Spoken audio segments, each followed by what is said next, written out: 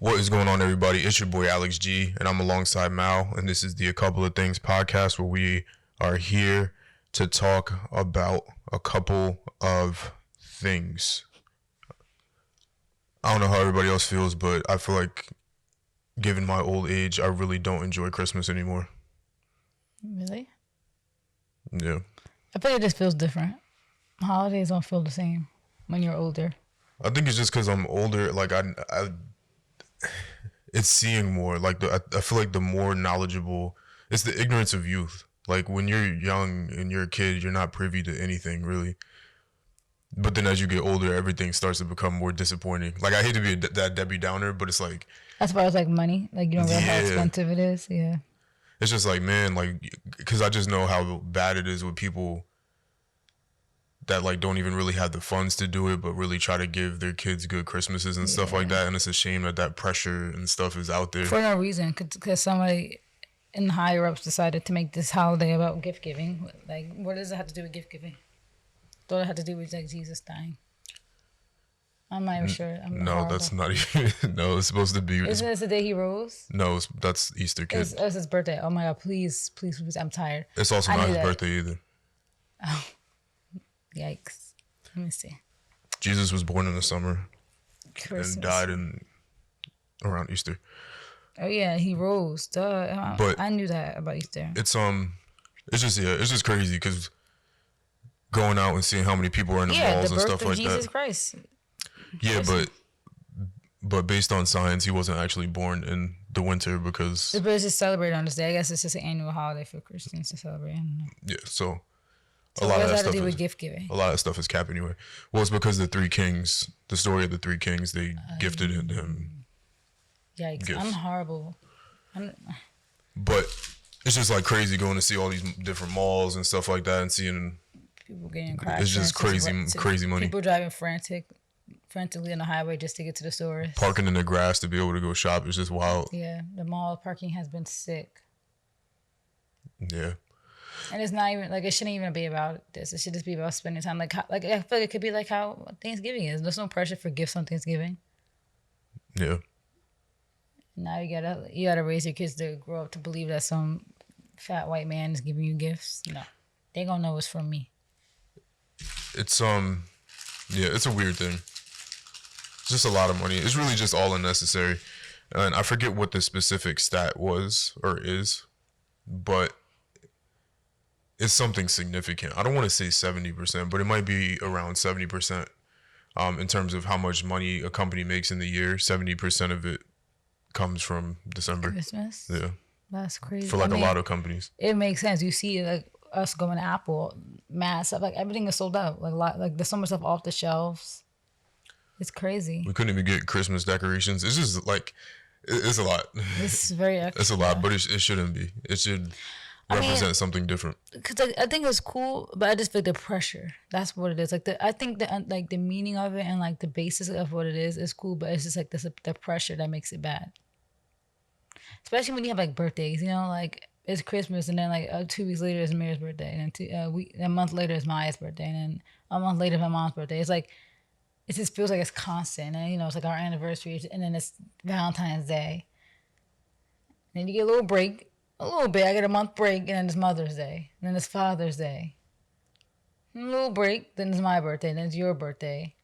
It's just so much. When all this stuff was really just made for people to continuously spend money periodically throughout the year. They just make holidays for you to spend money. Like now you think about it, like it's crazy. Like people feel pressure on Mother's Day to go get gifts, and it's like everyth's a gift. Like it's wild. I think every time I like blink, I'm like literally every time I blink, I'm on Google saying gifts for men, gifts for women, gifts for moms. Like I feel like every time I like blink, I'm looking at gift ideas. Now, removing my negative beginning of this podcast, the holidays are great. I do think it is a sad time of the year, but hopefully everybody out there, all you guys out there, have a happy, safe holidays. You think it's sad? Omarion free. Yeah, it is sad. I think because of the people that's suffering. Like you feel like you feel their pain. Like it's not sad for you necessarily because you have you still have your family and stuff, but yeah, if you But we were discussing this the other day with a lot of the dark themes in like different Christmas movies and songs and stuff like that. It is a very depressing time. Like people, you know, we'll get into it later, but of course with the unfortunate passing of Drakeo the ruler, and stuff like that, it's like you got death, and then it's like how are you supposed to be okay or like be in the right headspace when there's so much trauma and negative stuff going on in people's lives, people dying, financial issues. So that's why I think it's sad because it's almost like a holiday that culminates your issues. Because like if you have family issues, then you might have like a lonely Christmas. Yeah, Or if you have I financial know so many issues. people. This one girl I found on TikTok, she's like, "Yeah, I'm celebrating Christmas like with my boyfriend."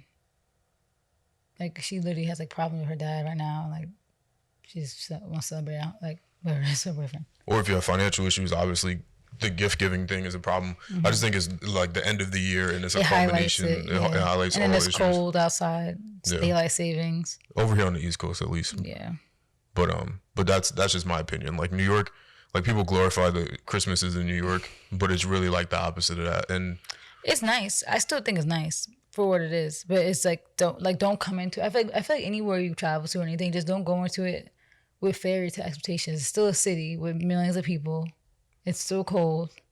Still millions and hundreds of thousands of men or millions of people who are also deciding to go see the tree. it's because I spend half my week, well, not anymore, but I was spending half my week. Before it used to be like most of my week used to be 5 out of the 7 days of my week in New York. Now then it went to 3 out of 5 or 3 out of the 7 days, and now I'm back working from home again. But I mean, it definitely does have an effect, but I still feel like, even us living like right by New York and, me being probably there thousands of times, like, I still like every time I'm there, I'm still like, no, this is a really nice city. no. Let me clarify my point. It's because I see New York differently. I'm talking about Christmas, right? Yeah. People go, they see the lights, they see all that stuff. But me, I go in the subway station and people don't have clothes on and don't have shoes and they're sleeping on like cardboard That's boxes. any city though. I know that, but New York has the highest homeless rate out of any other city in the entire country. So it's just different. Yeah. So that's my perspective when I see Christmas. So I think a lot of Christmas really to me is sad because I don't want anything. Like I think a lot of material things are, it's like it gets to a point where it's like how much more could you buy? So then when I see that stuff, it's just like, Yeah, I think the best way to live is to live your own life and not live what society tells you to do, not live with man-made construct, not live with anything, and see the good in everything. Like for me, like I don't really care much about Christmas, but it is exciting, like buying stuff, and I'm just like, oh, I can't wait for everybody to see what I got them. Like it is like exciting. I don't even care to get gifts. I just like gift giving. Like gift giving for me is fun. I like the people seeing people's reactions to them getting stuff. ideally what I would want to do in the future is like I just it's one of those things because there's so many deep layers to the homeless issue, people with food issues and stuff like that. But ideally, Christmas, like one year, I would really want to not buy anybody anything and really just focus on trying to do my part to help other people.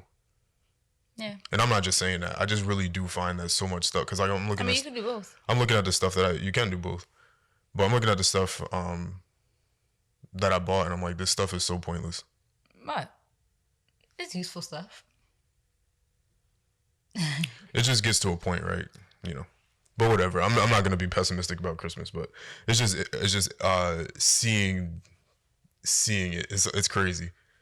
Like people are outside, you just wouldn't be able to tell that. But I feel like I feel like life you can't live with worrying about everybody else. Like I know it's sad, like a lot, but I feel like if you live like that way, you're gonna forever just be depressed and sad, and then you're not gonna enjoy your life, the life that like you're blessed to have. Like it's almost like it kind of not criticizing you, but it's almost like being so sad about everybody else's thing is kind of like a slap in the face to the life that you have, and it's kind of like you're not being grateful.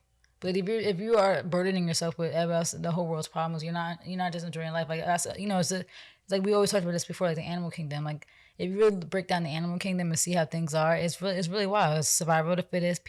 Animals die every day getting killed by each other. That's just life. And I feel like it's sad, but I'm not gonna sit here and just be sad all the time about how everybody else is living. I'm gonna try to enjoy my life because that's not a good way to live. I don't want to be old and be like, dang, my whole life. Like looking back and reflecting. That's when old people really always try to give advice, is when they're in those final days and they're really reflecting. I don't want to reflect and be like, dang, my whole 20s, 30s, 40s, I was just sad all the time thinking about life, the world's problems. Like, you can't burden yourself with the world's problems. It's sad, but that's just the animal kingdom. That's just life. Not everybody's gonna be prospering. Not everybody's gonna be blessed. Not everybody's gonna be. I never said I was sad about other people's problems. No, but you just said that, like, you thinking, like, you like, I'm looking at this and I'm thinking about this people outside. Like, why? Like, you should be like, I'm looking at this and I'm thinking No, I my didn't family's say gonna that. be happy. I You didn't just- say that. you I just said I looked at this stuff and I realized how pointless it is. Yeah, no, you just said people are outside. Like, people are like. No, I said people are out. I'm saying people are outside buying stuff. I didn't mean people are okay, literally outside. Talk about people sleeping outside. Thought you said that. No. But like I said, I just feel like I understand stuff is pointless, but I feel like you just still look for the positives and everything. You know, look at it as, yeah, it's pointless, but look, I'm blessed to have the money to do this. Also, me caring about other people doesn't mean that I don't that I'm not appreciative of the life that I have. No, I'm not saying that I care about other people, but it's to say at one point, it gets to a point where you can't burden yourself with caring about everybody else. It's I don't unfortunate. find it burdensome. I also don't think I could go out and save the world. That's also not the thing. I can't solve any of those issues. Yeah, but I just mean, like, at moments, like, you can't be like, oh, like, you know, everybody's opening their gifts and you're like smiling and happy with your family, and you're like, and then you're like, dang, this is a good moment, but there's people outside right now who are not having these moments. Like, no, I'm sorry, I'm not gonna think about that in that moment. I'm gonna be happy, like, that I have my family here, because, you know, it's a blessing for all of our immediate family to be alive and healthy, and that's what I'm thinking about in that moment. I'm not thinking about people who were the less fortunate in that moment. I wanna enjoy that moment, and that sounds selfish, but you spend so much time worrying, you know, feeling bad and worrying about other people, that life's gonna pass you by, and your own family's gonna pass away, and you're gonna be like, dang, I didn't even appreciate them while they're here. I didn't appreciate the people who I love while they're here, because I was, you know. No, but I think you can do both. You can, but I'm just that's all I'm saying, is just don't let it outweigh your everyday life. I don't think I would let other people outweigh the importance of my family to me. I'm just saying, don't. I don't even think that was a discussion. Yeah, but even when you're giving gifts, don't be like, this is so dumb and pointless. Like, no, like, okay, cool. Like, yeah, maybe this is a little dumb and pointless, but I'm just gonna appreciate for what it is. I'm happy, I'm blessed that I could afford these gifts. I'm blessed that I could do these things for my family members, and that, to give it that way. Because it is dumb. Everything's dumb. We talked about this before. Everything's dumb. But, you know, not everybody's gonna feel the way you feel. You know, you might feel that way, but they might not. You know, like, from your parents' perspective, they might be really happy. Like, this is a chance for all of us. You know, parents will love when their kids are all together. Like, oh, I get to see my kids. Like, you know, just think about it from their shoes, and don't think about it from, like, this is dumb. This is pointless. Because it is, but just in the moment, just try to be like, but at least my parents are happy. At least I'm with my family. Because the gift giving stuff is literally only like a 10-minute, 20-minute portion of that day. For me, when I think of Christmas, I think of the excitement of a kid opening the gifts. But I think of my grandma's red velvet cake. Like, that's what I think of. I think of seeing my mom's family. It's crazy. Like, when I think of, if someone asks me what's the first thing you think of for Christmas, I think of my grandma's red velvet cake. Like, her red velvet cake was so good, and like everybody talked about it. Like, my whole extended family. That's what I think about immediately. I don't even think about the gifts. Even as a kid, that's what I appreciated the most, was seeing my grandma. You know. And I think about, like, how Christmas and Thanksgiving were, like, her favorite holidays. So I just think about, like, family more so. So I just think it's about what you think about. Like, the gift stuff is like, yeah, okay, it's like we're just doing what society tells us, but it lasts, like I said, 10, 20 minutes. You opening your gifts and that's it. And it's like, you know, that is like anticlimactic. You get excited. I mean, it's somewhat anticlimactic depending on what you get. Because there's been Christmases where I got like my iPhone 5. I remember when I was like in high school, I was like really excited about that. And there was Christmases where I got like computers and stuff, and like that Vespa. So there's been Christmases where, you know, the excitement of the gift, it lasts all day. But as of now, when I got older, like the gift giving stuff, the excitement lasts like 10 minutes, and then it's like, all right, time to go eat and talk about life, you know? So yeah, I think that's just like the best way to go about it. I feel like that smell is so strong. It's disgusting. You don't like it? It smells like Christmas. But I brought up Drake Gill, the Ruler. To be completely honest, I'm familiar with who he is. I am loosely familiar with his music. I am aware of a little bit aware of his history and everything like that, but just wanted to preface that before I got into it, because I'm not super informed. I do know about his legal battles and things like that. And he got out, and he was definitely making a lot of moves and moving up, meeting the right people and things like that. So I'm definitely not the most well qualified person to speak on it, but just in general, yeah, I feel like it's almost I don't even know how to feel, to be honest. It's one of those broken record kind of things. It's like Sorry to interrupt, but like this is like the fourth person we talked about dying since we did this podcast, and our podcast is like 3 months old, 4 months old, right? Like you said, it's like a broken record. It's sad. 6 months, well, 5 months. It was like August, September. I think we started July 23rd. Oh dang! Never mind. Time's flying. But it's because I'm not gonna get into that, right? Because that's one of the biggest things. Is like we already know. I think we know the issues in our community. Whether we choose to address them and stop them, that's up to the people in the community. But obviously, rest in peace. I wish those videos didn't come out because that is unfortunate. There was Whenever a video yeah, of it happening, not of it happening, but the aftermath. yeah, You see blood. yeah. No, I can look at that. But Yeah, I'm one of those curiosity people. I used to be like on live leak and stuff. I don't know, I'm weird. I just like watching. like Not like, but it's a curiosity. yeah. I unfortunately saw it. On Twitter, I'm assuming. And the person that posted it said, "I'm keeping it up and f what y'all saying, and I don't care and all this other stuff." So you know the type of person they are. But yeah, it's definitely unfortunate. Of course, another person in their hometown dealing with the internal beefs. Where is he from? I believe this was in Cali, no? I think so. 'Cause it was Snoop Dogg festival. Yeah, so LA, I'm assuming. I don't know if it was his festival, if he was just the headliner. But I think it was his festival. Yeah. Once Upon a Time or something I heard it's called. Yeah. Once Upon a Time in LA, I think. Yeah.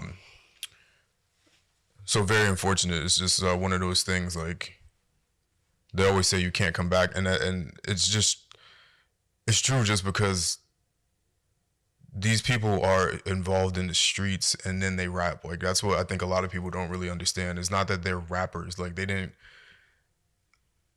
just like yeah, like they lived a whole life before they got views on YouTube and stuff like that, and that life was not something positive. So that's what I was just telling you the other day, how Big Sean on the Drinks Champs episode was like, yeah, I go to the movie sometimes by myself. He's like, I'm not really worried. He's like, I'm from the streets, but I'm not like a street, nigga or whatever. It's different. It's like you're either from the hood or you're part of the hood, That's what he was basically saying. Like, I'm from there, but I'm not about that life. So, never ever had it out for me. Yeah, so it's you deal with those demons that are still there once you leave and once you make it. Just obviously a very unfortunate situation. Prayers and condolences to the families. Yeah, we just got to do better. I mean, again, it's just another one of those examples of we're taking people that have the talent and the abilities to move culture, move us economically forward, creativity, everything, and they just keep getting taken out.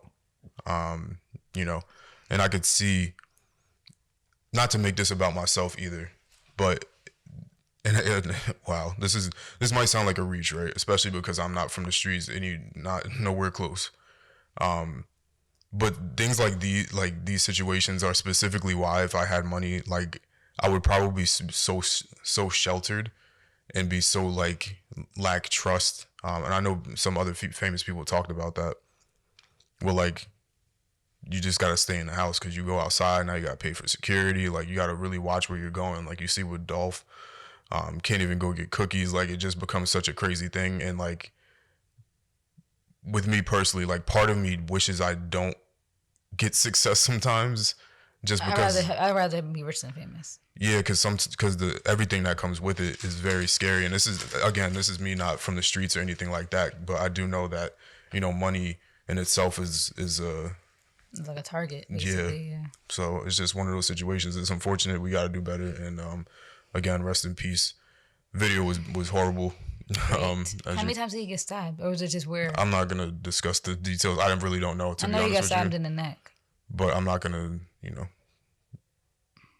rest in peace. That's really it. I was gonna get into the whole, don't go back to your hood thing, but we that's been repeated so many times. It's just what it And is. there just has to be a discussion because it's like there's no coincidence. Like I said, like I was saying this earlier, like on in the shade room comments were like, why do they keep taking our rappers? It's like maybe we need to ask ourselves why is it in our community only? Like of course, white people die and they have stuff. Lots of times there's a drug related. Then you have like the random stuff like what's that guy who got killed in New York?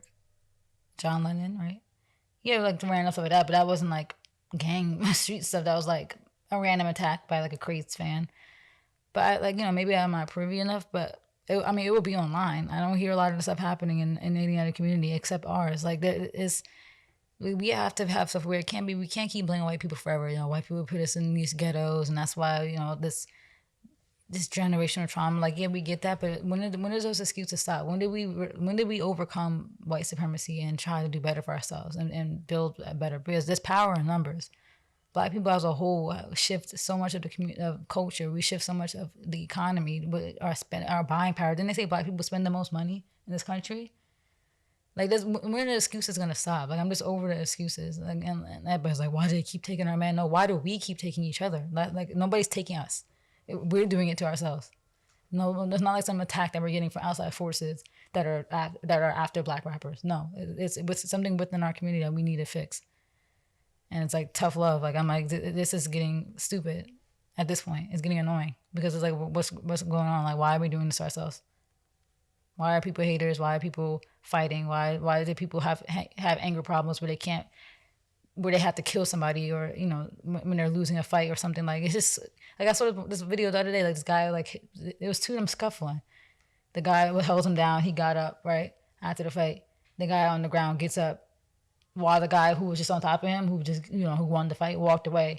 The guy got up off the ground and shot him in the back, and then went back to like up to him while he was already down and shot him like a few more times and killed him. Like what is wrong with you people? You lost the fight. Move on. Like whatever. It's like why is like, there's anger? There's literally an anger management problem. There's anger issue problems. There's crabs in a barrel problems. There's jealousy problems. Like, it's just so much stuff that I'd be as a community, like, how come nobody else is having these issues? Why is it just us? You don't see white artists dropping like flies on the day-to-day, And I get, like you said, it's a deeper issue because these people, like a lot of these other artists that we see, they're just artists.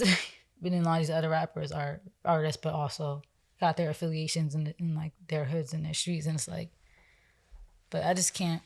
I hate excuses. I'm literally such a no BS, no excuse type person. I'm trying to keep blaming white people for everything. Like it's dead. It's over. There's power in numbers. We just don't know how to unite. That's really the issue. We don't know how to be unified. So Yep. I'm not blaming white people anymore. They could give me my reparations, but I'm not blaming them no more. Because we got to grow up. So.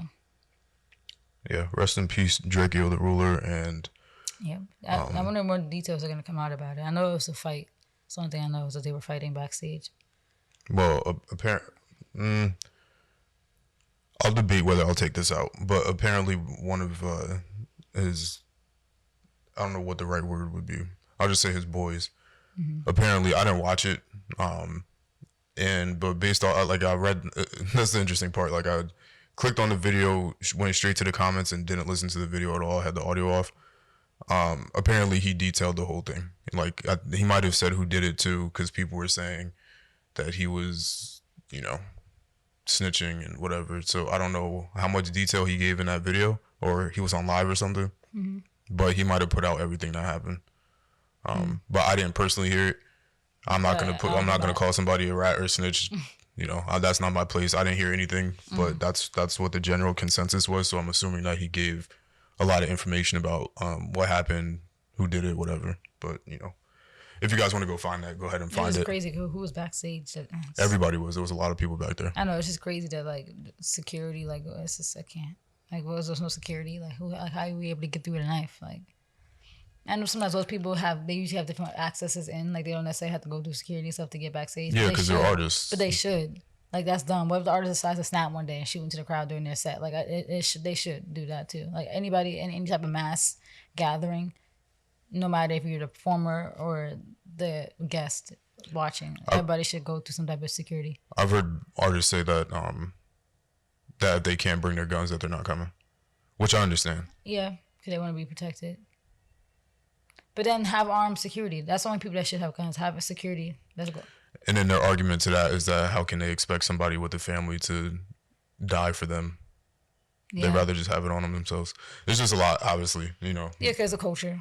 And don't know what that's like. Yeah. I don't know what the streets are like, and I don't know what being famous is like. We saw that video yesterday where the people heard that skirting and the way everybody's neck snapped. Yeah, Hood Vlogs. Shout out to Hood Vlogs too. Like that's just you could just tell that right there showed you. There's a whole different experience that they have that we don't have. I would have heard a car skirting, I would have been like, who's skirting like that? But they were like scared almost. Like it's by who's about to pull up. Like I've seen videos they hear a car skirt off and then everybody's reaching in their waistband. Yep, I've seen videos like that too where they be like everybody going right into the hoodie. Yeah, we don't know what that's like, so it's hard to judge. But it's just I don't know. Just unfortunate. Obviously, this is just one of those things where something negative happens and then you just try to think of how could it prevented it. Yeah, but change has to come from within. But again, rest in peace, Drakeo, the ruler. The only way it's gonna come is if we just wipe out the whole black population and start from scratch. Start from scratch. All you gotta do is put a pill in a Gucci store. We'll all be gone. Yeah, so it's a wild situation. Yeah. But yeah, speaking of artists that passed away, I didn't get to hear it yet, but I think Juice WRLD dropped the album. I forget what the name of it is. I didn't hear it yet either. I just heard one song off of it. I think it's called Burn, if I'm not mistaken. Let me check the name. I'm not really a big fan of these, what are they called, posthumous albums? Yeah, the song's called Burn. I'm not really a fan. The song was very interesting. I liked it. It was kind of like, it was interesting. I liked it. It was kind of like off key a little bit from his normal stuff. But yeah, I'm not a fan of dropping somebody's music and they're not here to be a part of the process. I really highly disagree with it completely. Even if it's like an engineer or producer that made all the beats and all the songs and stuff like that, I just personally don't like it. Cause it's just not them. And I think that it's just one of the ways that people grieve, especially these young artists where they don't have a ton of content, like Pop Smoke and Juice WRLD. Juice WRLD definitely had a lot more content than Pop Smoke did, but because I think Pop Smoke's recordings are pretty much over. I don't think there's anything left. Yeah. So I think we heard kind of like our last Pop Smoke songs, but I understand it. It's like these artists are so young, so much potential. You fall in love with them very quickly, and then they're gone, and then you won't ever hear anything new from them again. And I know that's tough, especially for a lot of young listeners. That's why they like holds on to like whatever they can, and they're begging people to release new songs and stuff like that. So I definitely understand it 100%, but I just don't agree with it. I just feel it's disrespectful to the artists because you literally release something that might not have been their vision. Like you heard they just released that song with Aaliyah and The Weeknd. No. It was, first of all, it was mixed horribly. I don't know who mixed it. They probably have, her vocals are like old on older software, so I don't know who mixed it. Second, it's like, that's what happened in the comments, like Aaliyah is literally in heaven probably like screaming. Because it is disrespectful. Like, that's not her vision. You don't know what she wanted for that song. Just let it be. It's sad that she died, but it's just like, just let it be. Yeah. I don't like it. But I'm willing to at least accept it if it's good. Like I like to Shoot for the Stars, Aim for the Moon by Pop Smoke. I thought that was a really good album. But it sounded like it was basically done anyway. Yeah. But certain things I could tell. Like some songs I know that there was a skeleton for it and then they just added a bunch of features to make it like a full complete song. But even within that, it was still good. Nonetheless, it sounded complete, but a lot of these albums don't really sound complete. They're like kind of taking vocals and then adding beats to it or whatever. I'm not really a huge fan of that. Yeah, because it's just like, it's just weird. Cause what made the artists who they are is because they had their vision for how they want things to sound. So when you do stuff that's like not in their full vision, like you said, it's different when you have songs that you could tell are finished, and that's what it's pretty much how it would have sounded if they were still alive. But the songs you could tell they definitely just like piece stuff together. Yeah. And it's like, yeah, this is not what they wanted. So again, I didn't hear the album yet, but I did hear one song, and it was good enough to make me want to listen to the rest of the album. So I'm gonna listen to that and then get back to y'all. But I like Juice WRLD a lot. He was very melodic. I like people that pull you into their world with their emotions and thoughts and things like that. And he was one of those artists. So Yeah, a lot of people really liked him. He he had like an XXX following. I never realized how much like of a cult following he had among the like depressed kids and like the sad kids and stuff. yeah, he's like, it's like kind of interesting. Like I feel like him and X and stuff like that. They're kind of like this new generation's version of Kid Cudi, even though Kid Cudi's still active. It's for whatever reason these and I'll just because I trust me, I really do hate categorizing people as a SoundCloud rapper, because what does that even mean? I think SoundCloud rapper kind of a good definition is just people who like don't really take the traditional path to fame. They kind of become famous on their own. Yeah, because Lil Uzi is like a SoundCloud rapper. Like if you just, I just don't like putting people in a box. Like no, they're just artists that like. They just have different paths. Do you call people that get a song popping on YouTube rappers? Like no.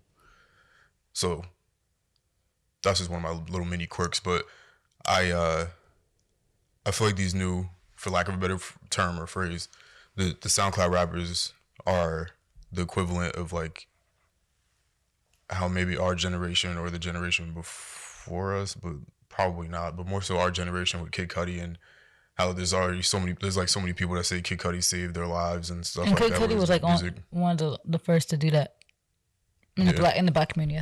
We didn't really have a lot of songs people talking about mental health and stuff.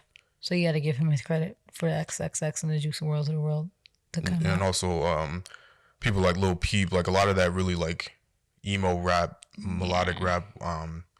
It's just very interesting to see the impact of it. Mm-hmm. But then even if you look at like Eminem, for example, you could take a lot of his music and say that it's like a lot of emo rap. He talked about a lot of real dark stuff. So it's just interesting that it just speaks volumes to the way people feel in general in the country or the world, because when you have something that's so dark become so popular, it kind of just shows you that it's connecting with people. And if you look at the stats, that's like with people who have like depression and stuff, it's high. It's like very common. Like millions of people have that stuff. So when you have actually music that people can connect to that, obviously you're just gonna expose a whole niche that people weren't like aware of. Yeah. That a lot of these people weren't connected to, and then there's a huge niche for it. You have black kids, or you have kids who love hip hop that are depressed, and they probably don't want to hear songs about shooting people and taking drugs and being with all these girls. They probably want to hear something that's kind of more how they feel. Yeah, well, those people are experiencing those things and they don't want to feel that. Yeah. Like the people are hearing the gunshots and they don't want to. They don't want to turn on music, and they're still being living. Yeah. It's like living your trauma. Their whole like, life is just somebody's telling you your trauma. Yeah. And you trying to enjoy it.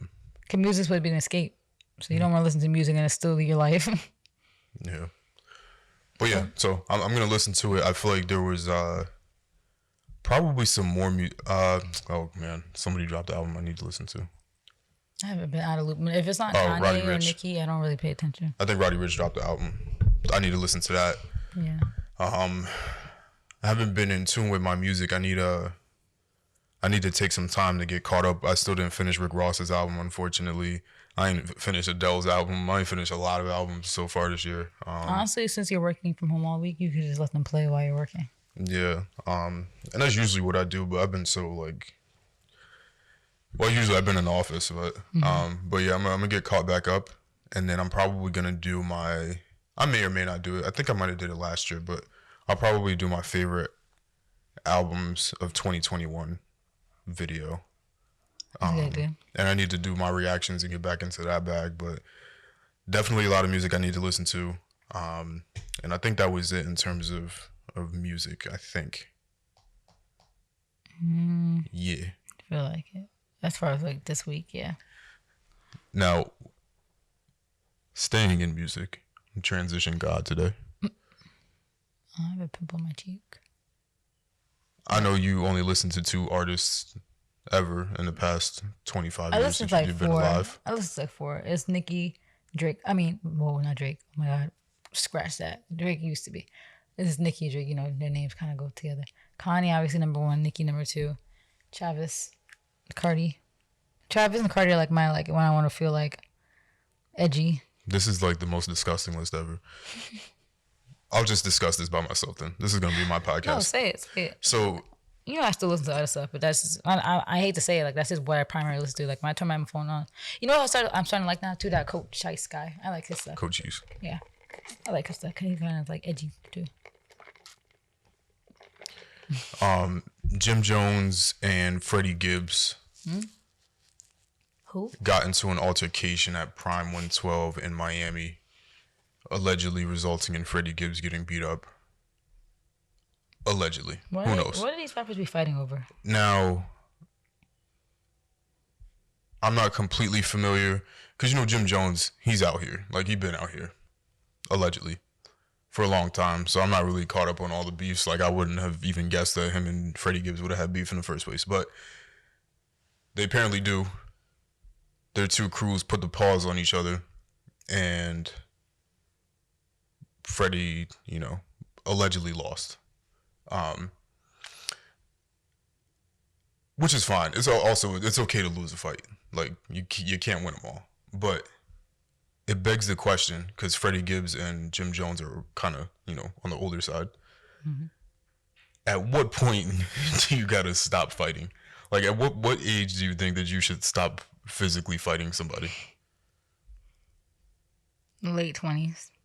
That's hilarious. Yeah. Go start a family and sit down. I feel like Late 20s. because it's tough. I feel Because like it's if like you're in your 30s, 40s, like you don't need to be fighting. Late 20s. Maybe 30, 31, but anything over that, it's like, what are you doing? for me, Your bones are getting weak. I think if you're in your 70s, that's when you should stop. 30s. I think up until you were 69 and on the 1 minute away from turning 70, There's no reason to fight. Everything yes, can be there is. talked about unless someone disrespects you. That's what I'm saying. Unless someone disrespects you. That's what I'm saying. Yeah, but I feel like I disrespected badly and still don't want to fight. You should have. No, I could talk with my words, and that I feel like my words left more of a mark than anything else would have. Nah, you got to beat the brakes off somebody and then talk to them. Nah. Because then that makes it sting even more. I play chess though. You know how I move. Anytime anybody has ever disrespected me or did something crazy, I play chess and I won. I won every single time. I wouldn't say it was that intricate. And the biggest part about winning is the fact that I'm at peace and I was just fine. Nah, you got to fight. No. I think fighting is the key. Because low key, No, because fighting's not really fair grounds. Because someone could disrespect you, but you know they will hurt you in a physical fight. So it's like, I'm not gonna let you. You already disrespect me once. Why would I let you disrespect me twice? so you don't want to fight somebody if you think they could beat you. Yeah, because that's embarrassing. Then you're just more angry. And that's how people start killing people. Then I would have poisoned somebody's drink. Allegedly. I'm joking. I wouldn't have No, done you're that. That's why I moved out the room because I didn't want to get poisoned.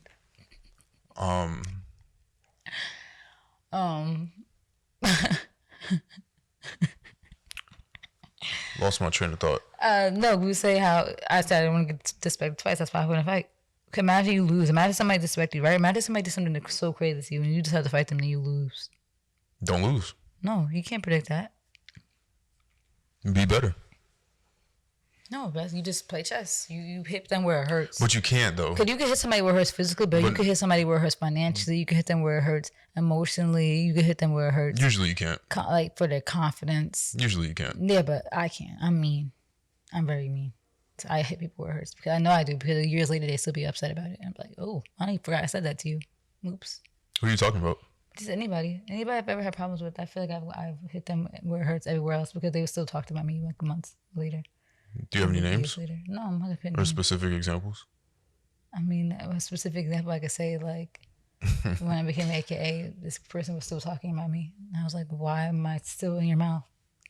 My name's still in your mouth. Hey, yo.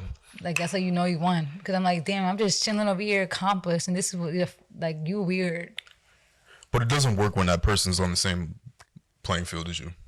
What do you mean? In this specific example with Freddie Gibbs and Jim Jones, they're both accomplished rappers, and they both have money. No, but So we were- what words? But we were on the same level playing field. Both college students, same age, same position in life, basically. Mm-hmm. I feel like anytime I've had problems with people, we were on the same level playing field. I don't know where everybody is at in their life now, but at that moment, we all were. I mean, my second beef I've had, no, I was past them. But that beef, like, I could give credit where due. People, you know, I'm not always cool with dummies. Not all my ex-friends are dumb. Not all. So I had beef with people on level playing field. So you don't think we were in this level playing field? We were. But maybe not really, because financially, no. Yeah, no. That's why I try to use that. That's why that financial pain, I try to get at that. Because it's like, oh, I know that's a weakness for you. So now you don't got a job. I'm crazy. But like, that's the thing, don't mess with me. I'm the nicest person ever. Like, that's why anybody who watches podcast, but anybody who watches podcasts don't know me, probably think I'm mean. But they don't understand I became mean because the people messing with me. You're saying that because you met me and you still know me as a damaged person. I was so nice but you, Alex, you haven't been taking me seriously. I was so nice, and so people started coming at me for my weight, calling somebody anorexic and bulimic. Their whole middle school life affects you. So now I'm mean because all those people who call me the names are fat and ugly now, and broke. So now I'm mean. So now that's what I get. Now I can say that because you should never call me anorexic. Now look at you, 2 kids by 2 different men, and your stomach looks crazy, and you're younger than me. But you was calling me anorexic, and now I'm body goals. So yeah, I might sound crazy because I'm damaged. People mess with me. I don't mess with people. You witnessed it. Every single problem people have had with me, I don't do nothing. Maybe I'm too nonchalant and people don't like that. But my only crime is my nonchalantness. Really. Like, you think that's valid reasons that people have beef with me simply for the fact that I'm like nonchalant? I don't think that's why. No, but that's the primary reason a lot of people have problems with me. Cause I don't be texting. Like, you know, okay, yeah. Like, I'm kind of a bad friend in that aspect. But we got beef because of that? We have beef because I don't respond to text messages? No, I don't think that's why. I think it's the way you present yourself. But we already talked about this before. Yeah, okay, well, that's insecurity. That's the thing, too. But if you're insecure, then that got nothing to do with me. If you feel like my tweets are about you, that got nothing to do with me. I don't even think it's that so much. But I think it's that, too. I just think always brings up my Twitter. I'm like, I wasn't even talking about you. No, I just think it's not likable. Regardless of whether it's applicable, I have to like you because I'm dating you. So I know what you mean. Because it comes off arrogant. It comes off. Because I say that. I still say that to this day with certain stuff that you record and post and stuff that you say. Like, you tried to post my sneakers in the background of your Crocs pic. I find that to be nasty. So other people might find that to be nasty, but I'm dating you, But so more it's people different. are like that than I am. And the difference between a lot of people who do that and me is that I actually got it. People who do that on the internet and don't got it. And I know But they that don't doesn't got mean it. anything. It does, because it has nothing to do with likability. Those people are like that, and they'll get 1,000 likes on that pic and 500 comments. But I'm just shy on top of that, so it comes across worse. Like, it was on that argument that we had where people will be like, "Are you popular or are you pretty?" Like, there's like a conversation about how people are pretty popular and some people are popular pretty. Does that make sense? They'll have so many likes just because they're known, and then the pic don't hit, but they'll get so many likes. It's the same thing. People will do the same thing I'm doing. They'll tweet like me. The same exact tweets. They'll be very show off with themselves, probably more than I am. But they're likable. They have a personality, so they have a lot of friends, so it doesn't come across that way. It comes across like, yes, sis, do that. But when it's me, it's because I'm so shy. My shyness comes across as arrogance. It comes across as you can't sit with me, but it's not like that. I'm just very shy, and your energies doesn't match mine. So, you have somebody who's in everybody's face, who's like, yes, girl, like, oh, everybody's face. But then you have me, who's shy, who's not in everybody's face. But then you can make the comparison. So for me, it looks like, oh, she thinks she's better than everybody. Versus this girl, she's just proud of herself. For me, it comes across as I think I'm better than everybody because I'm shy and I don't have a lot of friends. I know how you are with me. Well, because I don't watch your social media posts, but I'll take a look and see. No, but babe, there's this girl who we follow each other on Twitter. Like, that girl, she's on my old Twitter account. The girl who has that pretty much following. You remember her? I don't want to say her at, but she's Yeah. she follows me. She has like a lot of followers, and she follows me on my other account. Her tweets are probably worse than mine. Sometimes I read her tweets, I'm like, oh my gosh, she's so annoying. Even though on my new account, there's one girl like, but they get likes because have a big following. Hold up. Their tweets are way worse than mine. No, hold up. Because the difference is your perception is as if the negativity doesn't exist because there's positives with it. Like, if that makes sense. So you're seeing people gas them up because people do it all the time. Like, we had that conversation. If this person A posts a Fendi bag and a Louis bag and a Gucci bag all together in one pic, they'll get 20,000 comments. But if somebody else does it, they won't get any. There's still negativity from person A getting sent back in the DMs and stuff like that. Oh, she thinks she does. That still does exist. It does. I just don't think that you have the quote unquote popularity part. That's what I'm saying. Yeah. So it comes across that my primary audience is going to be negative. But yeah, like I was saying, like I feel like my audience will be primarily negative, if that makes sense, because of the lack of the popularity aspect. Like you said, even if you're super popular, you're gonna get that negative. So I'm sure people are sending stuff in the DMs all the time, like, oh, this girl thinks she's lit, blah blah blah. She look a mess. I'm sure they are, but I feel like the perception as a whole more so is positive than negative. You know what I mean? Because you were saying like that's why, like, you know, that's the reason why people have issues with me, because of how I come across. But it's like, then why don't people who are the same exact way, they don't have issues with people? You know, they might, but not a lot. Like, they have a lot of people that they're cool with. You know what I mean? I would need a specific example. But that's what I told you. The two girls who I follow on my Twitter, like their tweets are way worse, way worse. Like, this one girl is always like, I hate when people on the internet be saying this, and they make like 30K a year. Like, you're broke. I'm like, whoa. I mean, I'd be thinking the same thing, but I don't tweet that. I don't tweet it, you know? Like, she'll tweet it. She'll say something like that. She'll be like, that's always her tweets. Like, she'll be like, blah, blah, blah, but you make 40K, blah, blah, but you make 30K. Like, she always tweets stuff like that. Like, oh, people talk about they don't want to live in this place. And it's like, you can't. You only make like this amount a year. This conversation not for you. Like, she tweets stuff like that all the time. And on my old account, the girl was like me in a sense where she'd be like, she was going back to the gym, right? It's funny because she was going back to the gym, and she was going back for like, she was like consistent for like 2 weeks, and she's like, I go to the gym where a lot of celebrities in New York go. Remember I was saying about this tweet? She's like, a lot of celebrities go to this gym, and like, you know, she was in New York, and she's like, you bums have been in the gym for like 6-7 months and and there's no results, but watch, I'm gonna be consistent and watch my results. Like, she tweets stuff like that, but then she quit the gym like a month later. So it's just like, she tweets like that all the time, and it'll be like 50 likes, 3 retweets. No, but I'm saying, but she has like a lot of people like her. She has a lot of friends and stuff. So it's like, I don't know. I think people, like, I honestly think it's an insecurity problem. Like, people will feel the way they feel about your tweets. They'll feel like it's personal. They'll feel like you feel that way about them. It's like, no, I don't, or I want to be around you. Like, I think people need to get that through their thick skulls. I want to be around you or associate myself with you and be on Twitter tweeting about you. Like, doesn't even make sense. If we're not friends anymore, yeah, I'm a tweet. I'm a subtweet. I don't subtweet people who I'm still friends with. If you see a subtweet about you and you think it's about you, I'm not your friend. I don't want to be your friend either. Okay, I had a situation like that where I got called out and I was like, yeah, I was subtweeting, and what about it? I said that too. I was like on the phone, I'm like, all right, yeah. At that point, I was already mad because you people wasn't supporting me. So yeah, I was tweeting about you, about how I was unsupported. Yeah, because at that point, I made a decision that I wasn't your friend anymore. Was it whack that I was still following you? Yeah, maybe I should have unfollowed you. But oh well. But if you're still my friend, I'm not tweeting about you. I feel like people need to understand that. Like, that's just an insecurity thing. If you're reading my tweets about you, then maybe you need to look inside yourself and feel like, why do I feel like she's talking about me? Because I'm not. Okay. Even on Instagram, like, I will hope anybody who I'm cool with on Instagram doesn't think any of my posts are about them. Because I'm not like that. I don't do that. You know, I don't do that. I only do that if I don't like you. Only behind closed doors.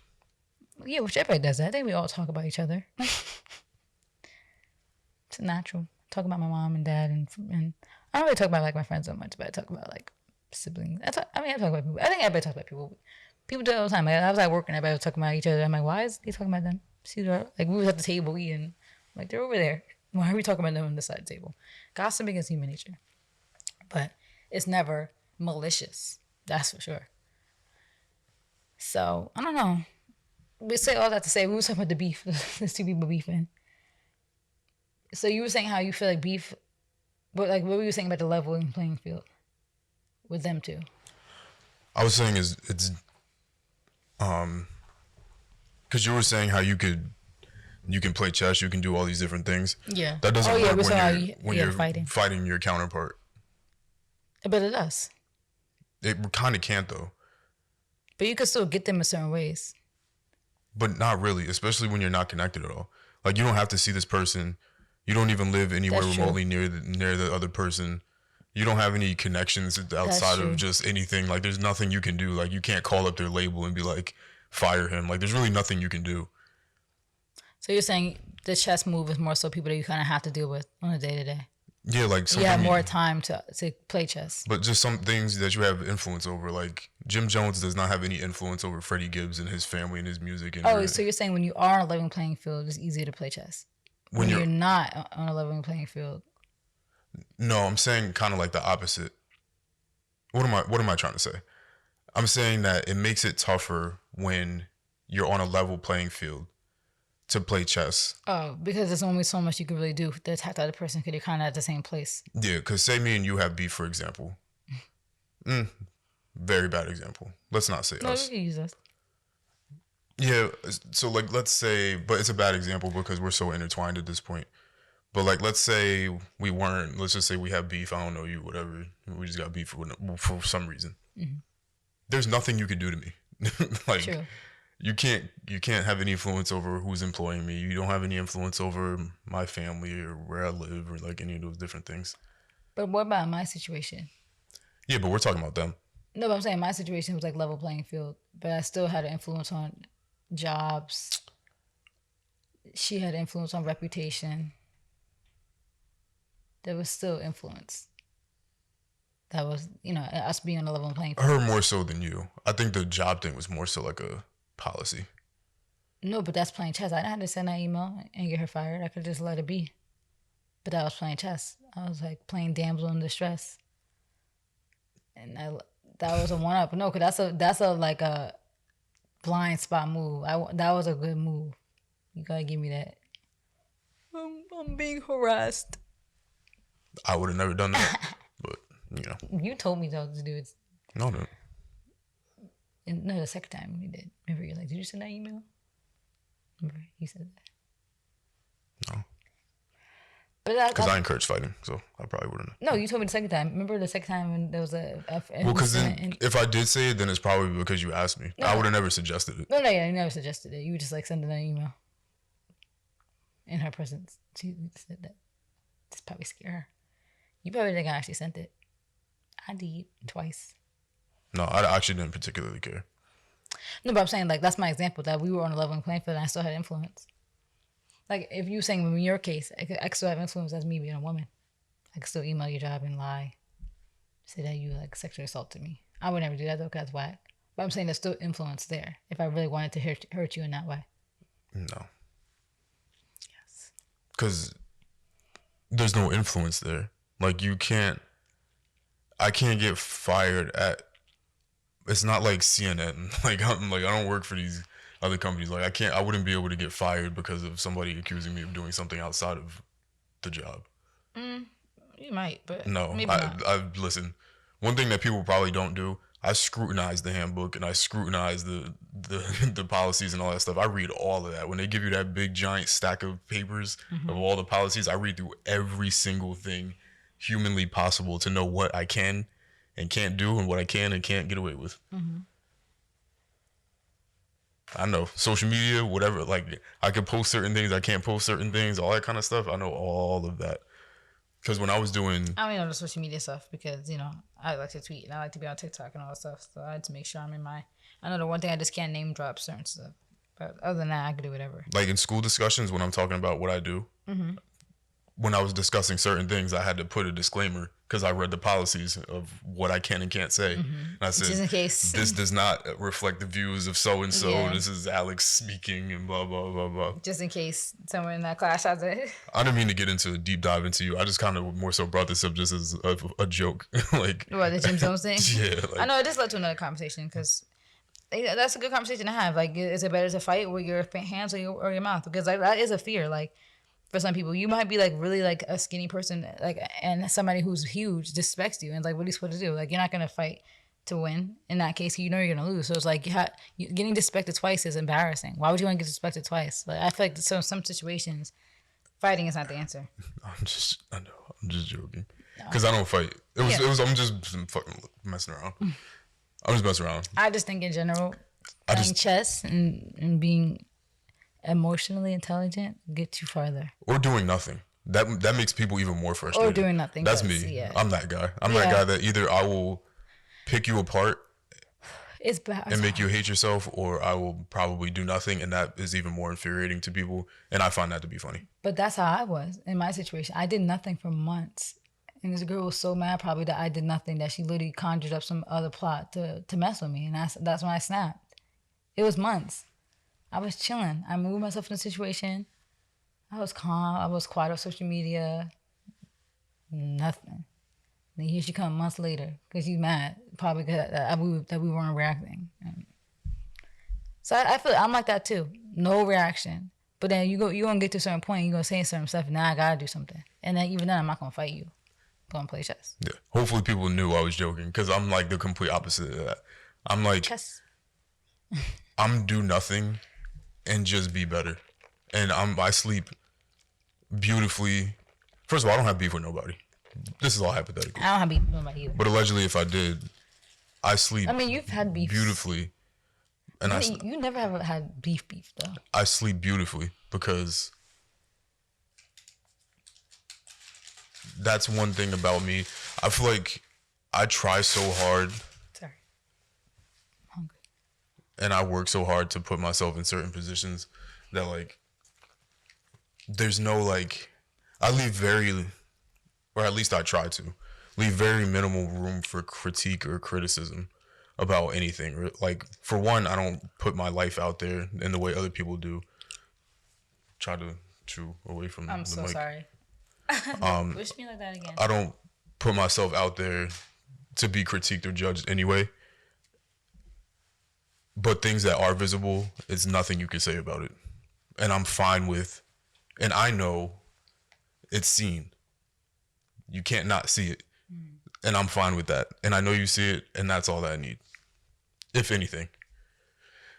In terms of playing chess and being strategic, obviously I've done that. Like, didn't result in my proudest moments because I'm wild, like super violation. Like, if I feel like there was like a crazy wrongdoing, then I really do violate people. But that's it past me. That's not you really playing chess though. That was more so you just emotionally hurting people. Yeah, that's playing chess. But the way By I did chess, it, I mean is like what I did. Like no, but what I did literally was sitting strategic. there acting like I was like sitting there like smiling while sending an email saying I was being harassed at work. I could have been yelling back. Nope, I was just like,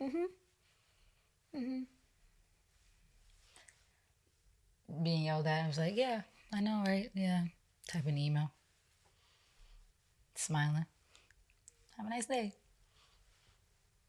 That's chess. You more so, I feel like every time I've seen you have probably people have been hurting people, hitting people where it hurts. And your words hurt. That's chess. So I'm sure that stuff has a stain on people's lives for the rest of their lives. But how is that not strategic? Because chess just means strategy. No, it's still strategic, but it's not really strategic because it's more so like when you're problem with people, you're either gonna yell or you're gonna fight. So it's not really, it's predictable. I don't fight. It's predictable. What chess is unpredictable. Like, you play chess. Chess is unpredictable. No, chess is predictable. You know what move is going to happen. Yeah, but she didn't get on that move. What happened? My moves are not predictable at all. I don't fight people. I literally don't fight people. Yeah, but not fighting people doesn't mean you're playing chess. That just means you're arguing. You're yelling. You're hurting them emotionally. I don't think I argue with anybody. Not really. Rarely. People don't get you there, rarely. I don't think I've ever Well, argued. you don't really get an I energy. don't argue with people. I just move quietly. True. Not anymore. I don't even talk to nobody You do anymore. get triggered though sometimes. Like you could get triggered, but like you said, it has to be certain stuff to get you there. Not anymore. Yeah. Back then, Right, not anymore because we don't you beef with nobody. back then, definitely. Nowadays, I don't talk to anybody. So I'm like, just, it's nice. Yeah, I'm not isn't gonna it lie. so peaceful? It's nice. It's nice just Very buying the clothes, Just smelling going to good, work. going to work, making money, chilling, Like- unproblematic, not posting on social media because I really don't care what people think. It just confuses me when people willingly make their lives messy. Like I feel like there's people who want their life to be a movie. My life's a movie. They want it to be a movie so bad that they put themselves in these situations to be stressed out and be arguing. Like why would you want to live like that? Like why do you not value peace? They want their life to be a movie so bad that they create it instead of just living. Like it's so easy to not have problems. It's so easy. Yeah, I just be chilling. I don't have beef with nobody. Honestly, I don't like the way I portrayed myself in that little In high segment. school? No, in that little segment that we were just talking about. I'm really like the most calm, peaceful person ever. You are. I don't move strategically. I don't do anything to anybody. I just be chilling. That's why your beefs. 'Cause I feel like saying beef is giving people too much credit. Your issues that you've had with people have been very minimal since I've known you, and even before that, I'm sure they were in high school and stuff. Or no?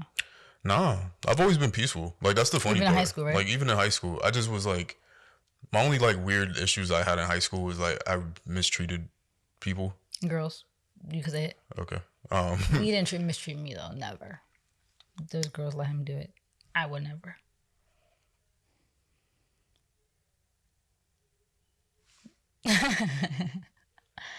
I'm just saying. What else we If got? I were those girls, the thing that you did, I would have slapped you. You didn't do anything crazy, but just like the thing that you like talking to me while you were still talking to them. If I was them, instead of begging for you back, I would have pulled up on the campus and fought us both. What else we got? They're not like me. But why am I talking about your exes from like 20 years ago? Yeah, no, let's just circle back real quick. Yeah, I want to put that out there. You're very calm, cool, and collected. It's a good way to live. I'm also not mean, and I'm also not arrogant. And that's why you never really have problems. That's why when you having problems is weird because like that's just like almost kind of like me. It's like people just be messing with us for no reason. Like you having problems since I've known you have been weird. Like that one little stupid little scuffle at the thing was because that guy was messing with us first. Like it's just always somebody messing with you. Like you used to be chilling. You don't start nothing. You don't say anything. You don't, even when you were like the fun, bubbly person, you weren't arrogant. You were just chilling. Like I know we had our whole young rich niggas phase, but even that was just jokes. Like people know it was jokes. Like you never really did anything, so that's why you kind of just been chilling. Yeah, I'd be chilling. It's a good way to live. Peace, harmony. Yeah, I don't ever have to look at a text on my phone and there's problems Yeah, like ever. that's why like I just be people, chilling. like I said, people who have problems all the time in lives and are always arguing and beefing people. I'm like, are you okay? Like, do you not see the mental illness in that? Just always wanting to fight. And That's argue. why I really align myself with people that create art because like any type of art, like fashion, music, videography, photography, whatever it is, I really align myself with those people because for the most part with probably, I mean, obviously there's all outliers because you can have psycho movie directors, you Yeah, have you got psycho anybody. people. But for the most part, those people are very calm and chill. Like they're very Yeah. relaxed. And shy. Yeah, I love it. A lot of them are shy. And I'm not shy, but I just You're just reserved. their calm energy is just like I love it. It's cool to be around. Yeah, Like I don't get why people just don't want to live peaceful. Like for tonight, I'm like when I just laying down, I'm just like, why don't people like that? it's boring. It is. That's why I told you people want the whole my life's a movie. They want to be like my life's a movie. Blah blah blah blah. Listen, my life is boring AF. But it's fun. It's chilling. It's relaxing. It's peaceful. Yeah. And what makes us have fun moments is like the traveling, the going out to random places. Listen, I ain't complaining. I am not complaining about my life being boring because it's a lot better than It's like the same thing where people will be like, "Would you rather be single would you rather be single and having fun or being in a stable relationship?" It's like people always brag about how much they, like they like to live, go out and be single stuff. But it's like at the end of the day, what is really better? Is it really better to be at peace and be with one person you love and just be enjoying life together, or is it more fun to really be bouncing around, having all these situationships and just having heartbreak and confusion? Like I don't want that. I'm sorry, that don't sound fun to me. You guys want to try to boost that so much, like that's like the fun life. That don't sound fun to me. Racking up bodies and having being emotional attachments to people doesn't sound fun to me. Maybe that's just me. Fun is experiencing all these life moments and growing with somebody, and like us, we get to really reflect on something. Like it's so cool to have somebody that was there from the beginning, literal beginning. There was a few little days we missed in between when we were still getting to know each other, but from the literal beginning of our college careers until now, like us being young adults and literally being in our mid-20s, we experienced that together, and I think that's fun to have that person that you could talk about that with and like experience that with. I don't think it's fun to have these situationships and these sneaky links.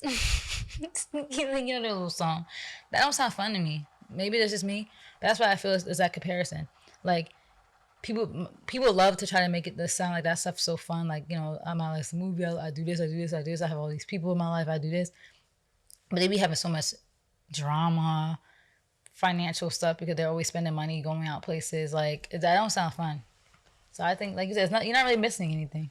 In my opinion, I'm not missing anything. I'm chilling.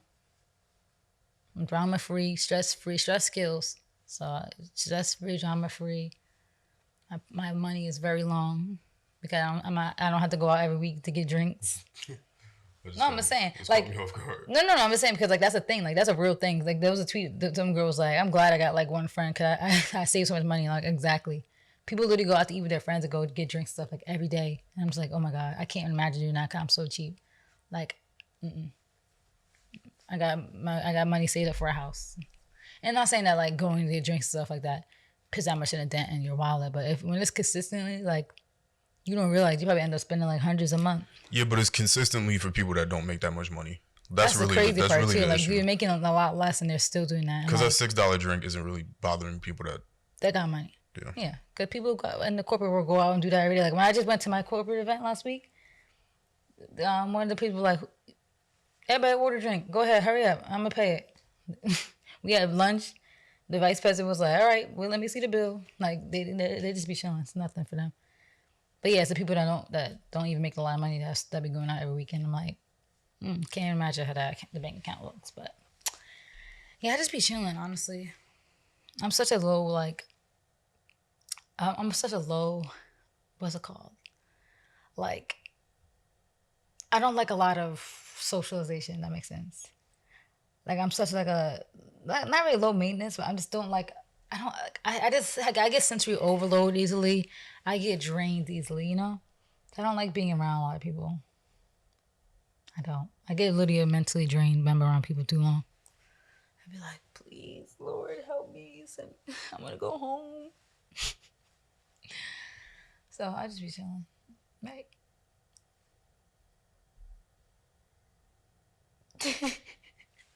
I'm delirious. Anyway, what else we got?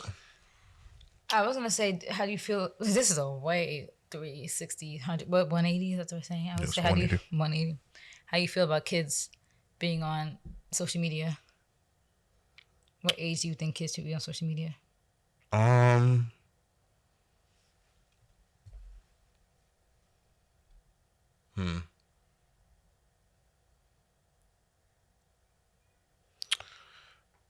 That is a very tough question. I will say. And sorry, the follow up, because of, now social media is literally part of our lives. So do you feel like the age has lowered since we were kids? No. Even though I was on Facebook since 2009. I was like 13. It's tough. I mean, I think I'm not a parent. I don't have a kid. To be completely honest, I don't want kids. We're having kids. So. But that's a tough one. I think even though I obviously haven't raised a kid a day in my life, I think one of the important things is acceptance. Just in life, acceptance is important. of things that you can't control. And I think that's another one of those things when it comes to kids and their decisions and the things that they're exposed to. You just have to have an acceptance, because if you sit there and try to scrutinize every little thing in That attempts to try to backfires. save them, It backfires. Those kids grow up to be a mess. either that or it just doesn't work. So for me, I don't think I have any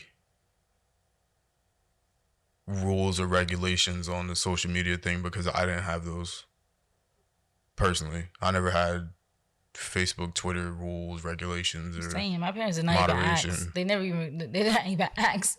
Like I had made my Twitter. It was like, yeah. And I've been exposed to wild stuff at a young age. Do you feel like no though now though like let's say like when I had Twitter was literally just for jokes. Like there was nothing like there was no like as sexualized and as gory as a lot of gore. I feel like now since so many people are on social media, it's a lot worse now. Like you're susceptible to a lot more things, and now parents might be more adamant about what their kids are doing compared to our parents. Our parents didn't really care because they didn't know. It was so new. It was new to them too. So they didn't really know what it really was. But we know what it was. Like, imagine we've been in it for 10, 15 years now. So by the time we have kids, we'll probably be 20 years in. We'll know what things are out there. We might be like, do we want our kids on here? Like you said, there's only so much you can do. Like, you don't have kids if you want to control everything. I feel like that's the thing, right? You don't have kids if you have that fear. But there's only so much you can do, and you might think you're doing everything to stop it, and they're gonna find a way. If that kid wants social media, they're gonna find a way. And them trying to find a way might actually put them in more dangerous situations. It's almost the same thing. Like, oh, I'm not giving my kid a phone, but now that kid might talk to somebody who's like, yo, I know this guy, I can get you a phone. Now you put them in a situation where they might be out of school in some alleyway trying to get a phone.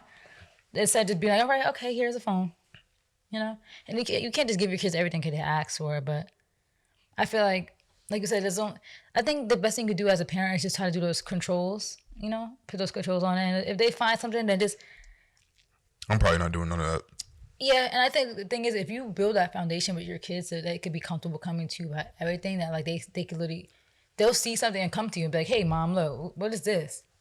Like, that's why I want that relationship with my kids, so they could feel so comfortable that they could come up to me and I can be like, oh, woo, what is that? Like, but at least they felt comfortable showing me, Like, I'd rather have that. Like, I think being a good parent is being able to provide your kid the tools to be able to go out into the world and be successful. yeah, And whether they apply it, how they apply it, that's up to them. And that's where the acceptance comes in, where if they don't use your advice or they do something differently, then you have to just accept that, because even though they might do something differently, that doesn't necessarily mean it's wrong. yeah. And that just might be the way they want to live. Like, they can't live the way you want them to live. And your opinion as a parent isn't even necessarily end all be all. So even if they don't listen to what you say and they do something differently, if it worked for them, then it just worked for them. That's the thing. Parents feel like they're just right about stuff, when they're not realize we're all humans with a different experience, with different opinions, and they might feel the way they feel, and just because you say it doesn't mean you're right. Like, now that we're older, don't you feel like, dang, parents really thought, like, all these adults in our lives really thought they were saying something, and now that we're kind of like that we're adults now and we see how our brains operate, we still don't know everything. They didn't know everything. They was raising us not knowing nothing, So I feel the same way. It's like, we don't know everything. Yeah, realistically, I probably would give. Just gotta be a better parent. I can't see myself doing restrictions or anything like that. I never had that personally. And I turned out fine because I had good parents and I was a good listener. And that's what that matters. And I know what to look out for and stuff like that. And I made mistakes and I learned from those mistakes as well. And I turned out fine and I got through it, even with social media in its infancy. But I'm still young. It's not like I'm 50 years old. Like, I'm still a kid. So even the way I'm moving now is still based off of what was instilled in me all my life and my life experiences and my mistakes and stuff like that. Because I could still fall into the traps of social media. People 30, 40, 50 years old, 60 years old still get caught up in social media and stuff like that. So it can never end. And I'm still not moving that way. I still don't make mistakes. I still watch what I consume. I still keep time limits on my social media. I police myself. And And that's something that, not that my parents told me to do, but that's something that I learned and Because your did parents to gave you that myself. foundation. And, it's, And then, you just built on top of that with your own knowledge. and if your kid doesn't want to do that, that's where acceptance comes in. Yeah. But in general, I'll let them make their decisions, because that's like So the parent that doesn't want to send their kid to school because they don't want them to make a mistake or get caught up in something. and they're It's gonna like, make mistakes. And it's just like you just have to hope that they don't do something And that's it's like stupid. detrimental and life changing. That's all you gotta do is hope that it's just never life changing. Like you don't, drunk driving and then getting in a fatal accident is not a mistake. Like that's life changing. That's sad. Like no parent wants to go through that. So you just have to hope that they won't. and given the stuff that's the biggest thing, because there's so much hypocrisy, and it's real tough. And obviously, as a parent, your feelings are different because it's your kid versus yourself. I've done a lot of really stupid things that could have been horrible. And like, I've done a Bad. lot for years. I've done a lot of stupid stuff. I can't then tell my kid that they're not able to have the opportunity to make that mistake or learn from something. Yeah. And if it when I happens to did. turn out like life changing, like that's just like you just have to like not be scared and not feel that way. Just hope that it doesn't. And if it does, just like that's his life. No, I've been in really stupid situations. Like, I've really done real stupid stuff, and I've really hurt people, and I really said wild things, and I've really done bad stuff. Like, that's all happened. Yeah. So I can't then try to police my kid and say that they're not able to have these things. Like, I've done stupid stuff on social media. I posted stupid things that I've said. I posted Me stupid too. videos. I saw an old tweet of me posting my phone number when I was like 14. I'm I've like, why is just my dumb number on stuff. Twitter? Just dumb stuff. I'm like, text me. What? What? So my kid, not that they're gonna have free reign to do whatever they want, but in terms of trying to police, just give them the tools, give them the knowledge, and I have confidence in my ability to teach. And what they do with that is on them. Because I have confidence that Will is going to be a good example. Even without even saying a word, just them observing how we act and how we move in life. I have confidence in that. I need water. Like, my throat is like dry. You want some of this? No, it's alright. That's why I keep coughing. So do you think the age should be whenever they just ask? Or do you think that's too young? Because the reason why I brought it up is because I don't know if people listening or watching, you guys probably all aware that North and Penelope, which is Kourtney Kardashian's daughter and Kim Kardashian's daughter, have their TikToks, and I'm pretty sure they're like 7 or 8, 7, 8, 9, I'm not sure, somewhere in that range. And the pages are called like Kim and North. So I guess it's like, and it says in the bio like this page is monitored by adults.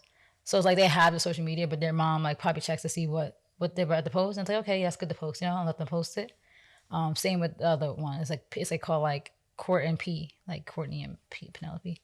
So it's like they give them this they have phones. They let them have their accounts so they can make TikToks. They make all their own TikToks, but then their moms, I guess, are still monitoring and they were probably new to TikTok too. So that first, was all the comments were open. And, the comments were a lot of ignorance, but mostly it was funny. Like, hey Kim, hey North, let's play a game. Let's play a game called Cash App. Like them just being funny. Like, hey Kim, do you see a tall, skinny, weird looking man in your house? Like, trying to talk about Pete. Like, oh, not. They were saying, hey North, like, do you see this tall, skinny man? Like, just being funny. Or it'll be like, North, go open up your mom's purse and send me the card number. Like, just being funny. And the comments were on for a while for both of their pages, but you could tell they had a conversation, the parents. And the comments are off now. So I think that's cool, right? Keep the comments off. I think that's good. And North went live, and that was bad. Like, Kim was like, "What? You're live?" Like, because you can just make mistakes that like are detrimental to the family. Like, they're rich and famous. So that's different, But and then you saw, like, I don't know if you saw their cousin Mason. He's like 12, 14, 13, something like that. He sent Kim a message saying, like, just watch out, could North be on live. Sometimes she might say something, or I think one time she was at the Kanye Drake concert. She was live. She was adding like grown men, like talking to him on live. So that's like the things that kind of like, oh, like, it's kind of weird, like it is scary. But then that's what makes me wonder, like, do you think social media, they could have it, but maybe monitor it up until a certain age? I just wouldn't be giving my kid a phone at 8 or whatever, how old she is. Yeah. But that's the thing, like, do you think now, like, because of how phones are basically a part of our society, that what age do you think they should have a phone? Because, like, they get sent off to school and stuff, like, as young as 5, like kindergarten, like, and even preschool is like 4. So do you think, like, what age do you think they should have a phone? Middle school? Elementary? I think like elementary. There's no reason third to. grade. I had a phone when I was 10. I didn't. Really? You wanna know what my first phone is? I still have it. Oh my god, I have it in my. I gotta show you. Whenever I find my time capsule in my parents' basement, my mom worked at Nextel, which is turned to Sprint. But anybody knows what Nextel is, that's where the Nextel chip came from. I used to hear it all the time in her office, and I had a gray flip phone. Oh my god, I had a phone since I was like 10, 11. But there was no social media on it. That was just a phone so that she could call me. You know? Yeah, you can still buy those. Yeah. But here, here's a flip phone to call me. If anything, because you don't need me. Like, You don't need social I'm coming smartphone. to you at school. If there's an issue, they'll call me. Yeah, that's true. You're right. And I'm gonna come pick you up. So you think middle school for a smartphone? Sixth grade. And even that is more so because I would assume if they were gonna do any after school activities or they want to hang out with With their friends, friends, like yeah. any of that kind of thing. And they just might want to just take let me pictures know. and they might want to like post on social media. But that's it. But like, I never asked for social media, so I wouldn't expect them to ask for it. Like, I Yeah, didn't they ask would just anybody. sign I up just for it. signed up for it, Yeah. and I've been on ever since. So. And then you just tell them, be like, hey, I don't want to be in your business, but if you have a social media, just don't post this, don't post our address, because that's the only scary thing. Like like things are so out there now, that they might post some sensitive information, like, oh look, here's my social security card. Like when you're a kid, you don't understand how you don't understand how like what's the word where it's like critical, or like you don't understand how like what's the word, like how important those paperworks are. So you just might be dumb. Like, look, this is my social security card, this is my birth certificate, this is this. Like, oh, you guys want to, like, people might, there might be somebody online who make those jokes. Like they were making the jokes in North, like, let's see your mom's credit card. A little kid might not understand what that means. So, but okay, you want to see my mom's card? Here, like that could happen to regular people too. If somebody sees that as a kid on the account. So that's the only scary part. Because then now you have you put people at risk. That's why it's so hard. Like I don't even know if I want to be a parent because this is stressful talking about it. I don't, honestly. The only reason I would have kids is due to societal pressure.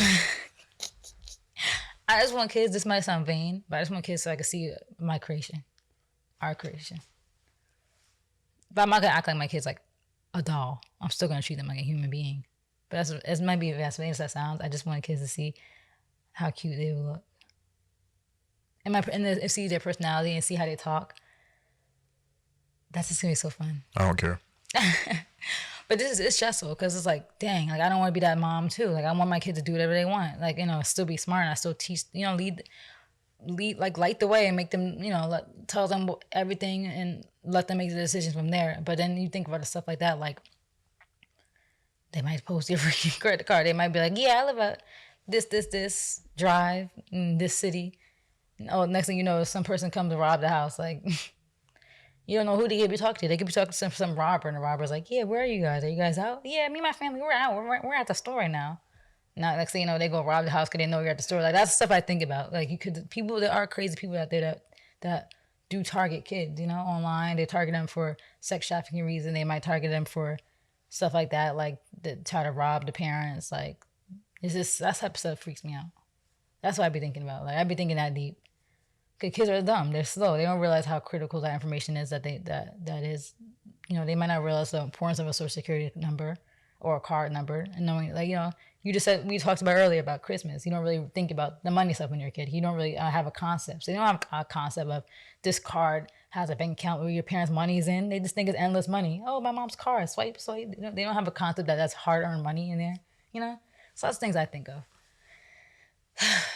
Great. So now I don't want my kids to have social media until they're like, yeah, I think that's what they shouldn't really have social media until they're like middle school where they have that concept of those things, of how important those things are. I feel like once you're like middle school, once you're like 12, 11, you kind of have a concept of money and the importance of it,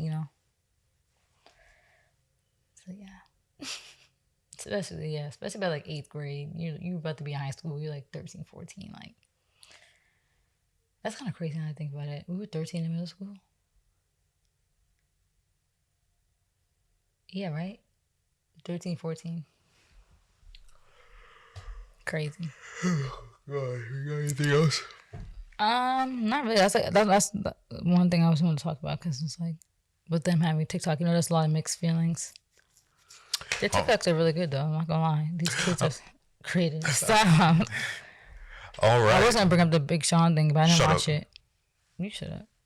I just know that he said that somebody at Good Music owes him millions, 6 millions. And he said just in case this gets used in a court of law, he's like, I can't say Kanye. He's like, but he's like, somebody at Good Music owes me 6 million, and the owner of Good Music is Kanye West. He had to like he had to say it like that.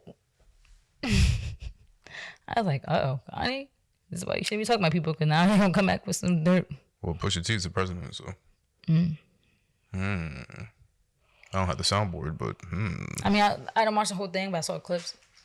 I can't judge Big Sean for anything. Kanye came at him first, so I could be a Kanye fan and still say that he was maybe wrong.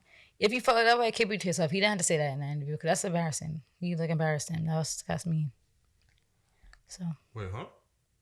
I was saying Kanye didn't have to say that stuff about him. If he felt that way, he didn't have to say that in the public interview. That's embarrassing. Like, that's mean to do that to Big Sean, you know? So if you feel that way, say it in private. So now it's like, I feel like things are off limits. Once you put my name out there and you started this stuff, like, you know, if Big Sean says what he has to say, it's kind of like, it's off limits. Yeah. He's going to say what he's going to say. So somebody owes him 6 million. Ooh. Other than that, I didn't really watch the interview. I watched like the first half. I had to finish it. I ended up like, they were talking about like Detroit, his come up, like other people that came out of it, and like where I left off at, they were playing the games. They did it differently. This interview, they did all the game stuff in the beginning, and then they started getting into the juicy questions, because they were getting drunk while they were playing the games. Don't say the word juicy to me. You don't like the word juicy? You know what word I don't like? Moist. No. Moist. Ugh. It just sounds disgusting. Moist. Ew. Juicy. I just like juicy because juicy pears. Ooh, I kind of want pears. What time is it? Okay. All right, guys. Thank you guys for watching. This has been the A Couple of Things podcast, where we talked about a couple of things. We probably won't be doing an episode next week unless we decide to record on Friday. Oh, yeah, because next week is Christmas. And I'll be in Canada skiing. Tell them your whereabouts. Canada's huge. You think they're going to know where I'm at? Listen, they're going to run down on you in Canada. Okay. Did you call and check in before you booked? What do you mean? You check in with, where you going? Toronto? No. You better call Drake. Ontario. No, wait, not Ontario. Quebec. We're going to the French. You better call up Drake and ask for their okay. It's called Mont Tremblant. French. Now they really know where you at. Who gonna pull up on me? Famous last words. Mont Tremblant. Thank you guys for watching. This has been the A Couple of Things podcast, where we talked about a couple of things. Maybe catch us next week, maybe not. Everybody, if we don't record, have a happy, safe holiday, health and wealth, and don't catch the Omarion, and stay out the clubs, stay out the stores, chill out, sit down. Cause that's the thing. Somebody asked on Twitter, they're like, people who haven't caught COVID, what's the key? I'm like, staying inside. Yeah. That's literally it. I don't go nowhere. Be clean. Like, people feel like they gotta be out. Stay inside. Yeah. Going out to eat every week, and then be like, I caught COVID. How? When you mock people, you should not use that. I'm so sorry. You should stop mocking people with those weird voices. No. Oh, you said the voice. Oh my God. But that's how they be like, how did I catch COVID? I don't think anybody sounds Look at your Instagram story. You was in this place, and this person's face at this house party all in 1 week, and then you wonder how you caught COVID. Thank you guys for watching. I'm so sorry. Stay safe. This is why people don't like me. There's a lot of reasons. As long as I like me. I'm Alex. As long as I like This is Mal. We're out of here.